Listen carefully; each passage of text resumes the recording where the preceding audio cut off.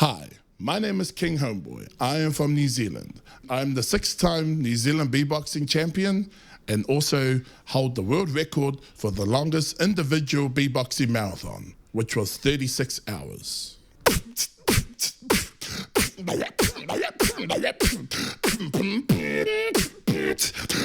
When the rocket upon the printer, you'll provide me for my tree.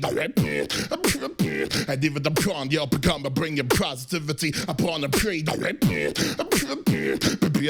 When I make a rock, I'm trying to be so rhyming, I bring a lot of and even try to bring it down to rhythmicalities, rhyming upon my tree box. Pretty rhythms of the mouth coming off the south. And even try to bring it down to happiness of people, that's what I'm talking about. When they come and saying, pro, be rocking for my brain. Because when I bring it from my vocal comfort, yo, I'm never the same. It was a normal day. I was sick. It was high school. About 17 years old. I was at home. It was raining outside, like sideward rain, 100-kilometer winds, negative, 4 degrees outside. And I'm wrapped up in my blanket,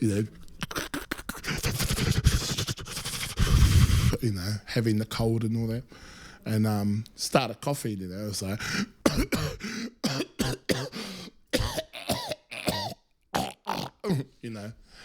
and out of it, I was like,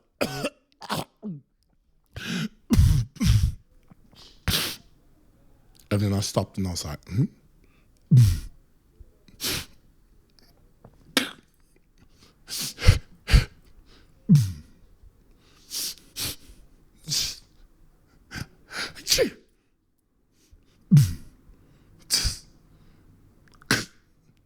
At first I thought, I just thought fun, I thought it was funny.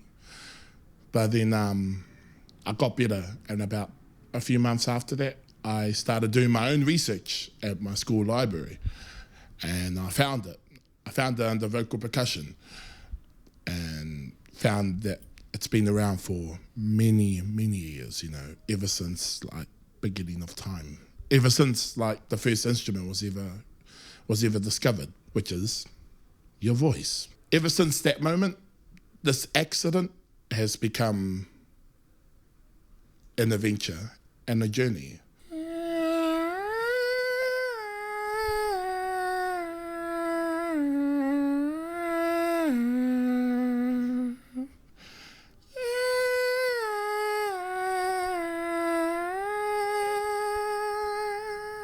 Played at many festivals, been to many places that I thought I would never ever get to see, because of the way things are for people, for my people back in New Zealand, especially coming from a lower class family as well. I'm not saying that I'm special or anything. I'm sure most of these brothers here and brothers and sisters come from very hard backgrounds as well. Beatboxing for me is music. It is the original way of producing music.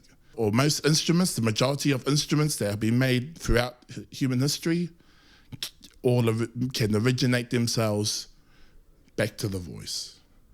And beatboxing has been back there as well. For me, beatboxing now, we have to work real hard, really, really hard, more harder than any of the other vocal disciplines, even though those are hard as well. But put it this way, people talk about beatboxing not, being the hidden element. It's not. It should be up in front. Without a boombox and the b-boy wants to be dancing to some music, guess who has to step in? Beatboxer. When the DJ decks, the power comes out, and he can't scratch, he can't play a track, guess who has to come in? The beatboxer. And just like a graph artist, beatboxers also colour. We colour and shape the frequencies in the air because it's invisible. What we're using is sound. You can't see sound, but you can see the description and the impact that it has on people who listen and appreciate it. And also, beatboxers put themselves vocally and through their mouth through so much more pressure than that of an athlete.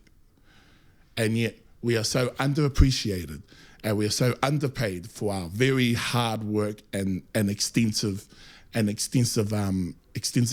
that you know, and research that not just me, but all my brothers and sisters all around the world who love the same thing.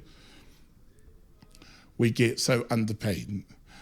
But now we're moving into this new age where it's not that it's coming to the front, people are now looking our way because it's accessible now, thanks to the internet, thanks to not pioneers, but people putting themselves out there to be seen, like Birdie Man with his kitchen diaries, you know, Reaps One, Rocks a Loops, Joel Turner with his Australian Idol, you know, audition, Razel, Kenny Mohammed, Killer Keller, Faith Effects, the list goes on and on and on and on and on. I'm a part of it, and I love it.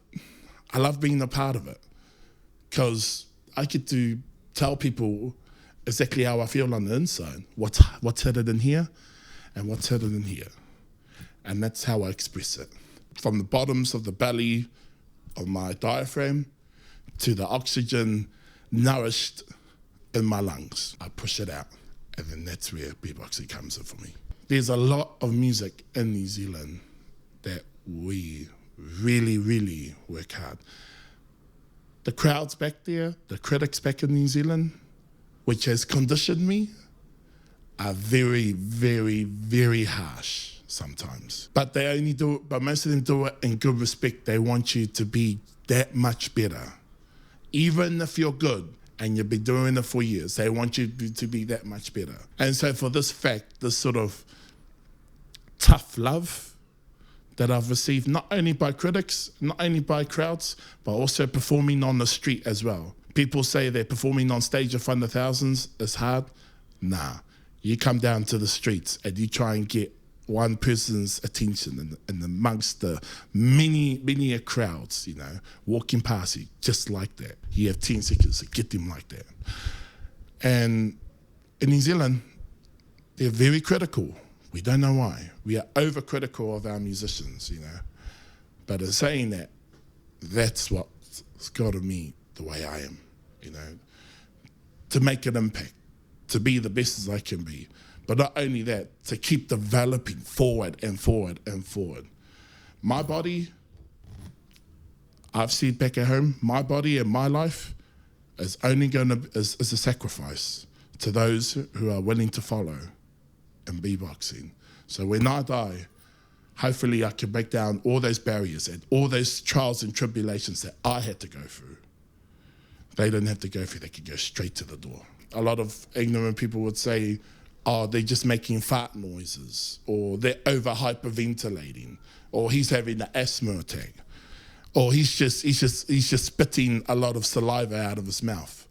But they don't understand because they haven't sat down and listened and read exactly what we do and why we do it and what drives us to do it, so that people can understand where you're coming from and why you do what you do for so long, for so much, for so little.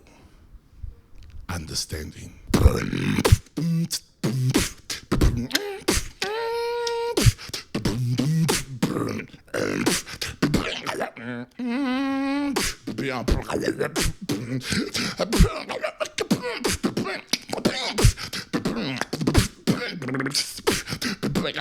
Come on, yo, come on. I'm out.